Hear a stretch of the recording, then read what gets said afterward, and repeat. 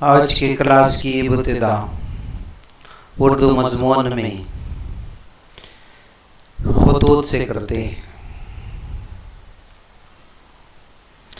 جو کہ مرزا غالب کی خطوط ہیں۔ سبق شروع ہونے سے پہلی بات اور جو جان پہچان کے دو باکس معلومات کے طور پہ ہوتے ہیں، طلبہ اسے یوں ہی نظر انداز نہ کیجیے، اسے پڑھیے، سمجھیے۔ اس کے تعلق سے بھی امتحان میں سوالات آ سکتے ہیں۔ چلیے آج کے اس ویڈیو کی ابتدا کرتے ہیں۔ ایک زمانہ ایسا بھی تھا کہ دور دراز مقامات پر سندیسے یعنی میسیج، جس سے پیغام کہتے ہیں، پہنچانے کے لیے کبوتروں کا استعمال کیا جاتا تھا۔ کاغذ کے پرزے پر لکھا ہوا مختصر سا پیغام کبوتر کے پیروں میں باندھ کر اڑا دیا جاتا، جس سے وہ منزل مقصود تک پہنچا دیتا تھا یا پہنچا آتا تھا۔ جب ڈاک کا نظام قائم ہوا تو خطوط کو اہمیت حاصل ہوئی، کبوتروں کا سلسلہ بند ہوا اور ڈاک کے ذریعے اپنے میسیج اور پیغامات اور اپنی بات کو اس ڈاک اور خطوط یعنی خط کے ذریعے پہنچایا جانے لگا۔ ہمارے زمانے میں انٹرنیٹ اور ٹیلی فون کی سہولت کے سبب خطوط کا رواج ختم سا ہو گیا ہے۔ آج اگر ہم دیکھیں گے، انٹرنیٹ کا دور ہے، موبائل کا دور ہے۔ آج ہم ابتدا میں جس وقت موبائل آئے اس وقت ٹیکسٹ میسیج کے ذریعے ہمارے پیغامات پہنچاتے تھے، لیکن جیسے جیسے انٹرنیٹ کا جال پھیلا ویسے کئی ایپس کے ذریعے ہمارے پیغامات ایک دوسرے تک پہنچنے لگے، جیسے واٹس ایپ، انسٹاگرام وغیرہ وغیرہ۔ ادبی خوبیوں کے سبب مکتوب نگاری ہمارے ادب کا حصہ بن گئی۔ اب دوسرے حصے میں مصنف کے شاعر کے متعلق پڑھتے ہیں کہ مرزا غالب 27 دسمبر 1797 کو آگرے میں پیدا ہوئے۔ 5 سال کی عمر میں ان کے والد عبداللہ بیگ فوت ہو گئے، یعنی ان کے والد کا انتقال ہو گیا۔ جس وقت مرزا غالب کی عمر 5 سال تھی، ان کے چچا جن کا نام نصر اللہ بیگ، انہوں نے ان کی پرورش کی۔ غالب نے ابتدائی تعلیم آگرے میں ہی حاصل کی تھی۔ جب ان کی عمر 15 سال کی ہوئی تو وہ دہلی منتقل ہو گئے، دہلی چلے گئے۔ 1854 میں وہ ذوق کے انتقال کے بعد مغل بادشاہ بہادر شاہ ظفر کے استاد مقرر ہو گئے۔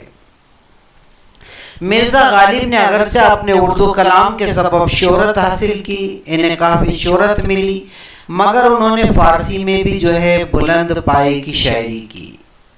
ہم صرف اردو زبان میں ان کی شاعری پڑھتے ہیں، سنتے ہیں۔ مرزا غالب کو فارسی زبان میں بھی شاعری پر کافی عبور حاصل تھا۔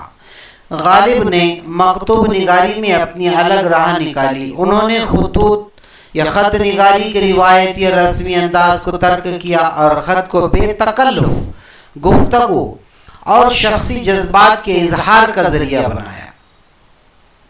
مکتوب نگاری میں غالب کے خطوط کو اعلیٰ درجہ حاصل ہے۔ ذیل میں ان کے مختلف موضوعی خطوط دیے جا رہے ہیں۔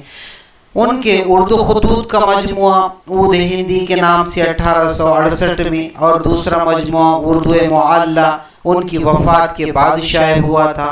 مرزا غالب نے 15 فروری 1869 کو دہلی میں وفات پائی۔ منشی عبداللطیف کے متعلق یہ بات بتائی گئی کہ غالب کے عزیز دوست منشی نبی بخش حقیر کے بیٹے تھے۔ اب اس استانہ رشتے کی وجہ سے غالب کو حقیر کے اہل خانہ کا بڑا خیال رہتا تھا۔ کس کو خیال رہتا تھا؟ غالب کو۔ کس کے اہل خانہ کا؟